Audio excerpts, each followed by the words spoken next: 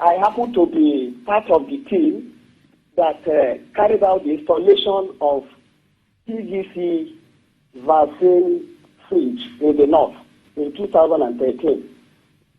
I went through virtually all the local governments. Like in Kano, I spent over a month because then they had 44 local government areas. In Dawa, I spent like a week plus.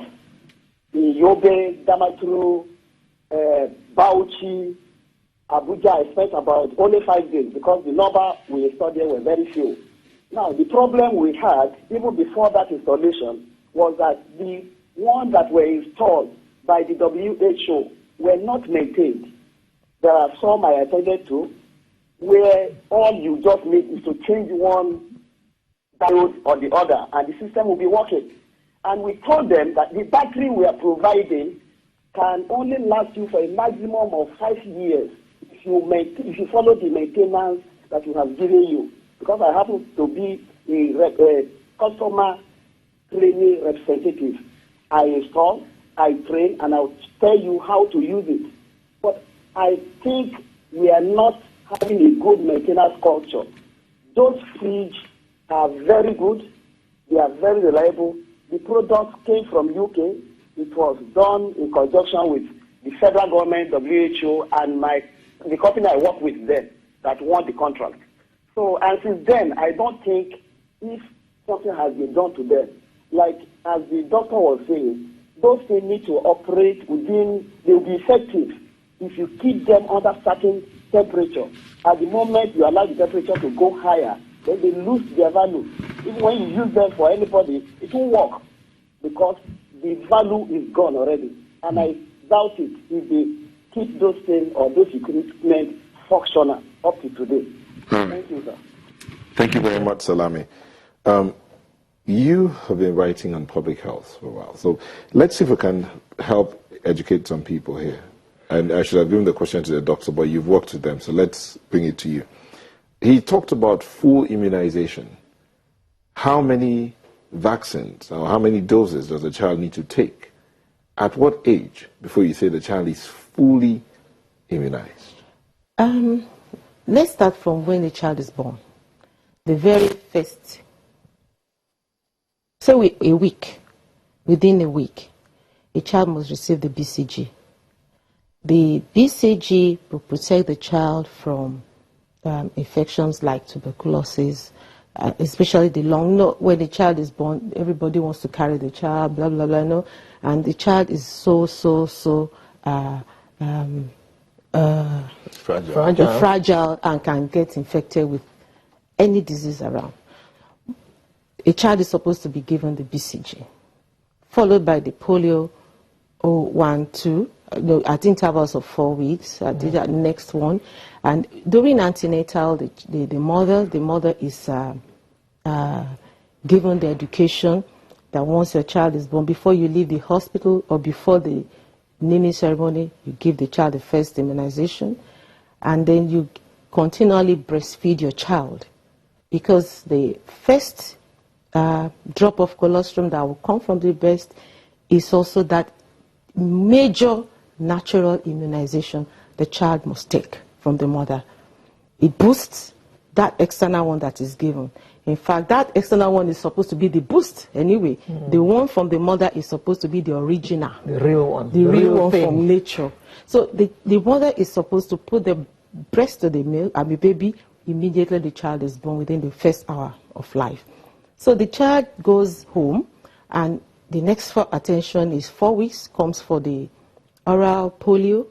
And now we even have more than, in the past you used to come for the first, the second, the third, and then you get the measles, but now they have been included in the pentavalent. You know, the yellow fever is also there.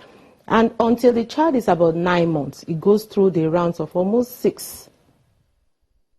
So at each visit to the health center, the next appointed date is given to the mother to bring the child. So once a mother, a newborn, is attending clinic, she will be followed up and she must comply. Okay, so 9, about how many vaccines? In 9 months, or in the first year of the child, it's about 6. 6 vaccines Yeah. to be fully immunized. Fully immunized. And all that has happened within the first 1 year. 1 year of life. So, in the northern part, and indeed around the country, how much of involvement do we have in terms of the different age brackets? How are we carrying the different age brackets along to educate, to get them educated so that they can also help to educate others? Well, on the media perspective. No, I'm talking about socially speaking. Like I told you, since 2007, when the campaign on polio initiative, took up and everybody was involved, it had been massive. There's no doubt about that. And the core areas where concentration was particularly vested was in the north.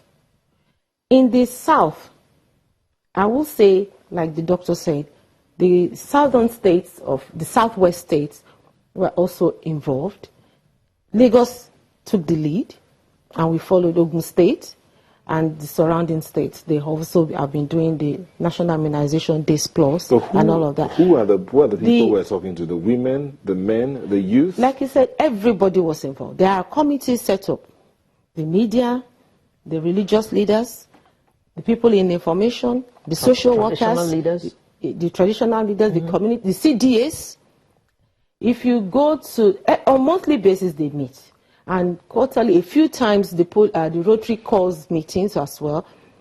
People come together to discuss what next after this immunization schedule. Okay.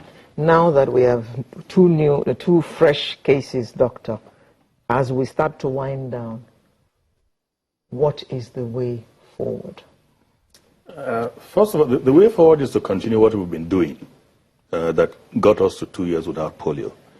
That is strengthening our routine immunization, make sure that mothers and caregivers are educated to take their children to static health centers, and those static health centers are equipped to meet those demands. Surveillance activities, have to be, intensified and made more robust, qualitatively.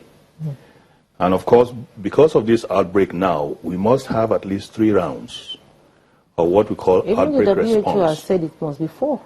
Yes, right now we have dated 27th of August, 24th of September, and 22nd of October for outbreak response, which will involve not only Borno State, it will involve Yobe, Adamawa, and Gombe states. Okay.